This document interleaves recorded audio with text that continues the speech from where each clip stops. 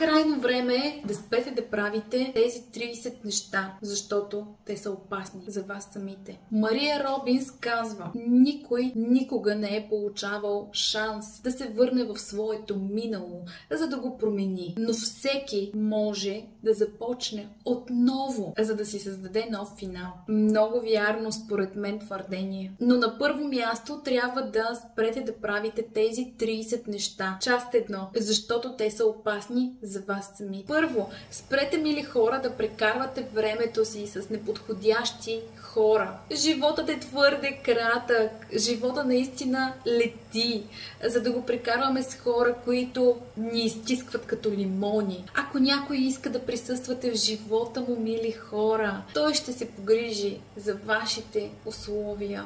Не се притеснявайте да бъдете себе си. Не е нужно да се борите за мястото на някой до някой.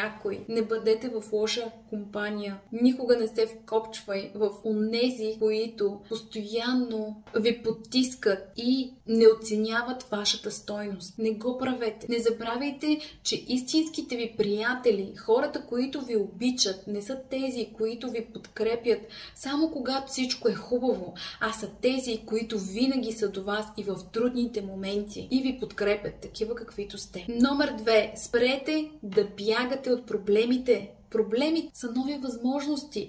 Запознайте се с тях лице в лице, опознайте ги, излезте от зоната си на комфорт. Не, няма да е лесно. Със сигурност. Света не е създаден за да ни е лесно. Света няма създадени способи. Света няма създание или човек, който да е създаден перфектно и да удържи на всички удари. И не е нужно. Не се изисква от нас да бъдем перфектни винаги и да не грешим. А тъкмо обратното, да осъзнаем това, което сме направили и да търсим решение на проблемите, с които сме се сблъсквали, да ги гледаме като възможности. Ние сме създадени понякога да чувстваме болка, понякога да се проваляме, понякога да се огорчаваме.